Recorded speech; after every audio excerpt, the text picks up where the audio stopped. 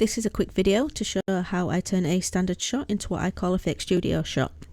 I find this technique useful for clients with sensory issues or those with specific eye problems where they can't be around bright lights or flashes or even in a white room because it affects their eyesight. So without further ado, let's get into it. So as I would with any photo shoot, I do open up the photos in Lightroom first. This is just so I can tweak the exposure a little bit, lift up the shadows slightly, just so it looks more like the subject had a flash in front of them or at least a bright light. I also normally crop the image just to make the subject more of the focus and bring it in a bit. And then once I'm happy with me basic results, I then go and open up the image in Photoshop. So once I've opened up the image in Photoshop, I make a couple of copies of it. Which is Control and J. Just do that twice. It's always good to have a couple of copies of the original image just in case you go wrong at any point during your edits. I then go and rename one of those copies either subject or cutout, just so I know which is going to be my mask layer for when I cut her out of the background. So for this next stage, there are a few options you can use. You can either use a pen tool or the lasso tool. I'm actually going to use the select subject tool. It all does depend on how noisy the background is and how savvy you are with Photoshop. I'm literally just doing this for speed at the moment, but I would normally use a pen tool as it's more precise and gives you better results.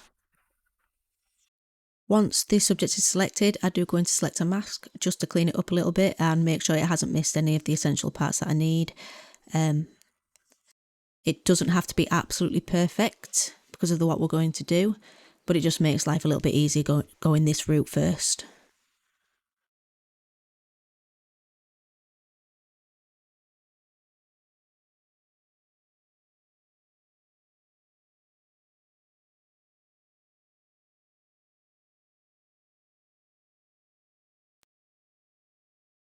So once I'm completely happy with my selection, I then use the masking tool and just mask the image, as you can see.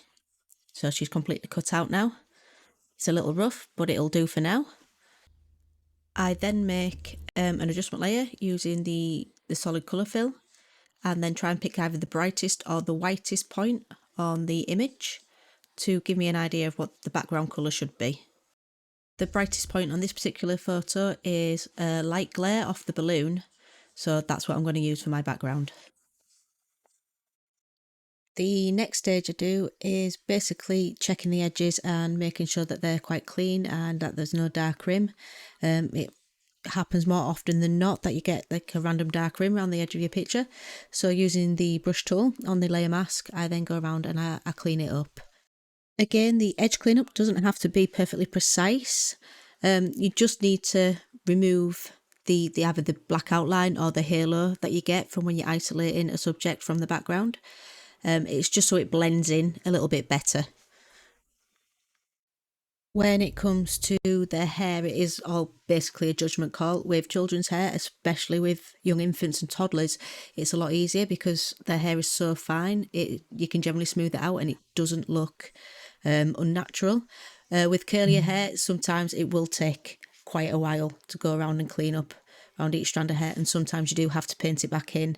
I will make another video in the future showing you exactly how I do that, but just for the principle of this particular tutorial, I'm just smoothing it out for this picture.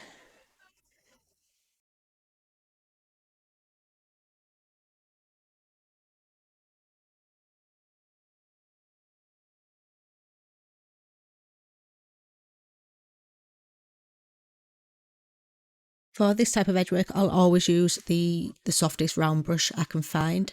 It's also when keeping the original photo comes in handy because you can double check the background to make sure that you haven't accidentally deleted parts of the clothing or the hair or the skin that you didn't need to. It's also a great way of keeping check of what you're actually cutting out and what part of the photo you're actually going to use.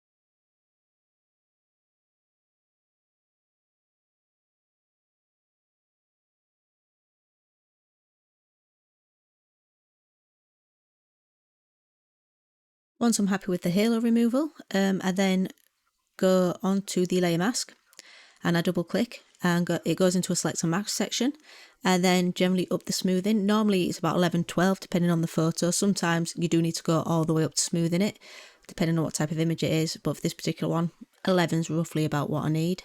I then always move the smart radius to 2 or 3 pixels. There is a reason for this, which you'll see in a second. So it's not really visible to the naked eye that well, but in the final picture you do notice that that halo has completely gone doing this technique.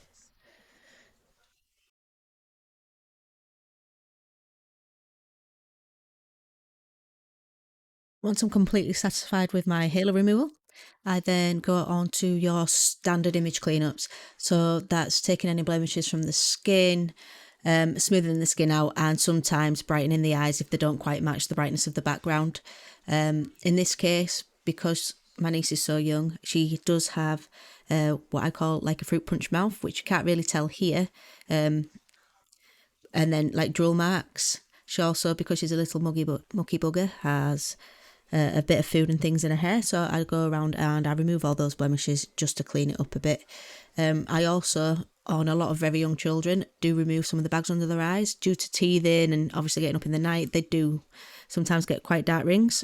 You can't really tell on this image, but she does have dark rings, and you'll notice that once I've cleaned it up. I also have a technique where I will make the picture black and white and pull the red the whole way down, and that will bring up any particularly bright red marks, so you know exactly where to clean up. And I find that technique works particularly well on small children, because they do, when they drool, they get really sore around their lips and around their chin, and I find this a really easy way of isolating that so I can remove it from those photos.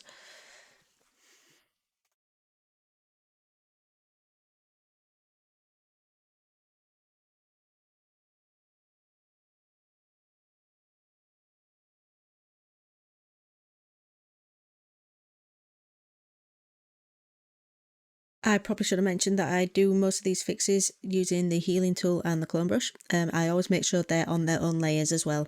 So then if you do mess up, you're not having to try and fix the original image. You have something you can just rub out and start again.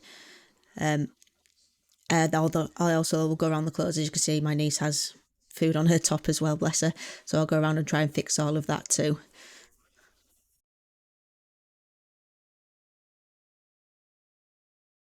Once I've cleaned the blemishes, I then press Shift Control Alt E and give myself a full copy of the image as it is.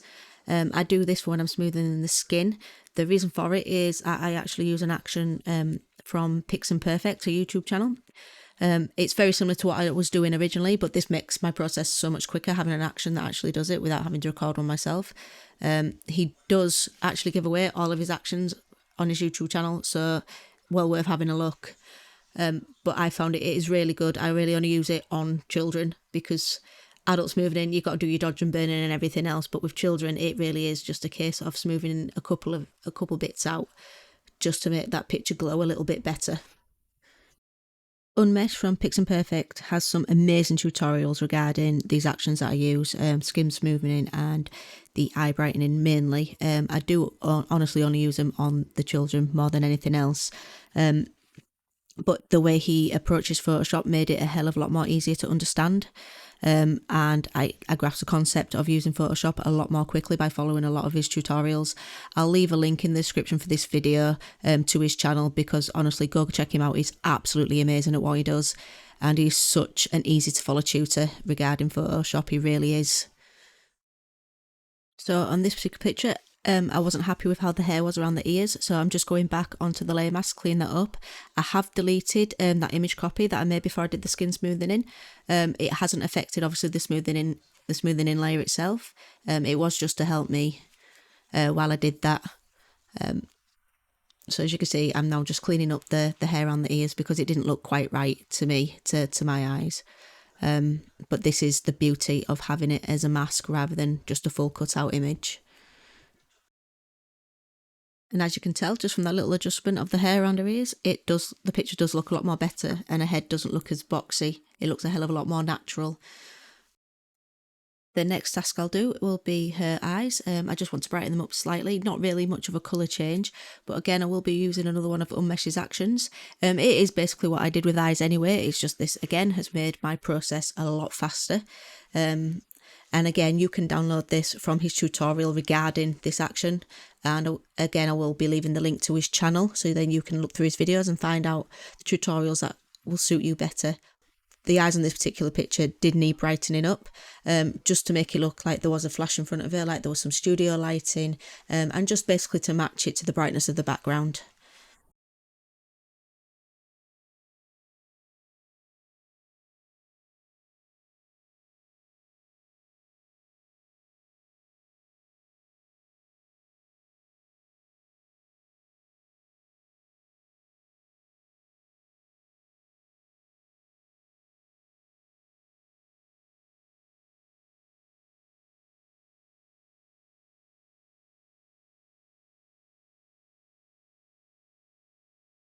So once I've done all my main facial edits and smoothed the skin and brightened up the eyes and everything, I do like to put it into its own folder. That way I know where all of those fixes are. It just helps keep everything organised and so you don't get lost in all of your layers.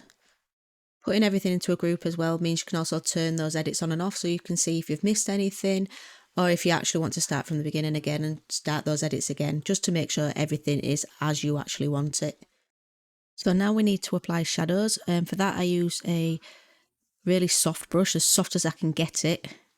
I make a new layer. I also make sure that layer is on multiply. The layer you can either use a black paintbrush, or as I normally do, I use a black colour fill, invert the mask and do it that way. The reason for it is because it's a lot easier to mask out bits that you've overdone, and you can smooth it off, I find, a bit better using certain blur tools as well.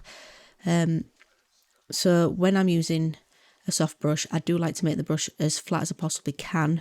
I try and make it so that it's roughly on the same level as the subject is stood or sat, just so it looks a bit more natural and like it should actually be there. When I'm doing it, I also try and match up the darkness colour with the darkest point on the subject. So as you can see on this particular picture, there's a little mark on a sock, and obviously underneath her body where she's sat, and I try and get the shadows to match that as much as I possibly can so it blends in properly. And again, don't worry if it's a bit rough when you first initially do it. We will be using some blur tools on the mask to actually smooth that out and to make it look a bit more natural. Once you're quite happy with the positioning of your initial shadows, I then will make sure that the mask is selected and go on to blur and use gloss on blur to begin with. I don't make it very high, but just enough to give it a bit of a more softer edge. I find it works really well in making the shadows look slightly more realistic. I then lower the opacity slightly after I've put in my blur. The reason for it is because not all shadows are pitch black, and again it just gives it that a little bit more of realism on the final image. Once I've done the gloss on blur and I've checked everything, I then go back and I tend to use a brush tool again and do a few more shadows, again just to try and match up the dark points on the original photo, so it matches up the shadows a bit.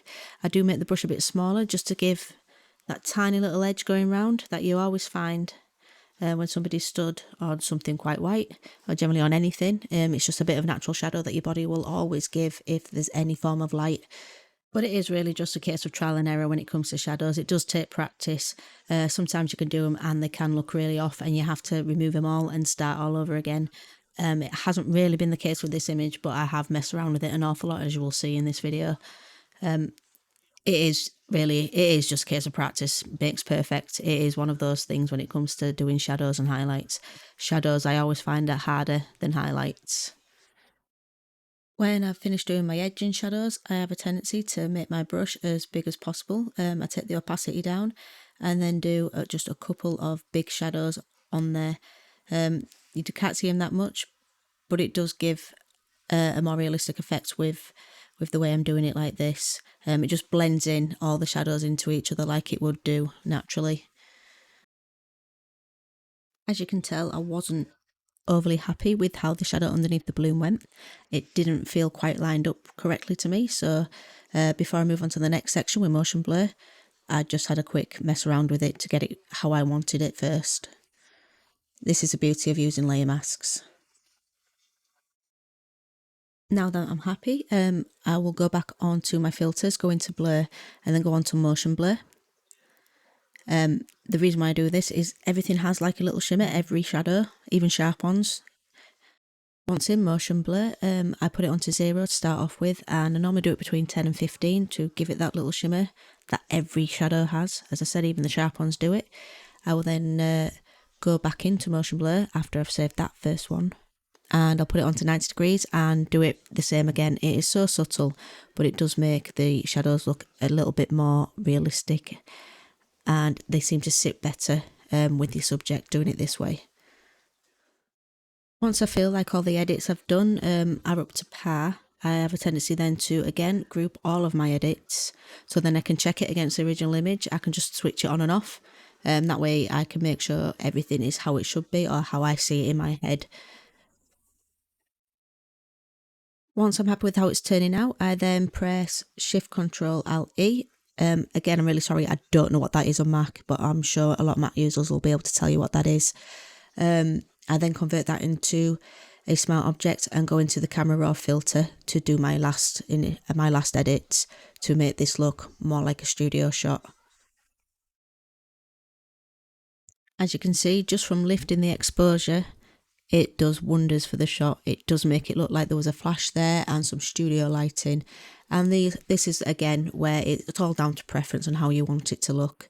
But just tweaking a few odd bits in here, using different colours on the colour mixer to make it look better, changing the highlights and the shadows, you really can make it come alive like it is a studio shot.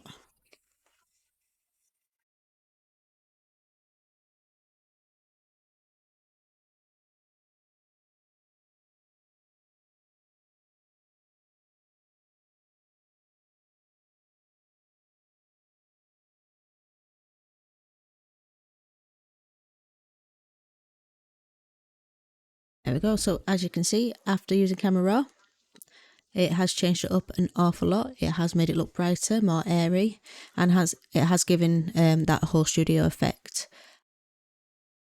I would just like to take this opportunity to thank you for watching my very first tutorial video. I hope it's helped people out there who have some basic knowledge of Photoshop but didn't know how to get some results that they needed. If there's any part of this tutorial you want me to go over in full detail, please leave a comment below and let me know. If you enjoyed the video, please press like. I would really appreciate it. But again, thank you so much for watching. You have no idea how much it meant to me that you made it to the end of the video. And I'll hopefully see you in the next one.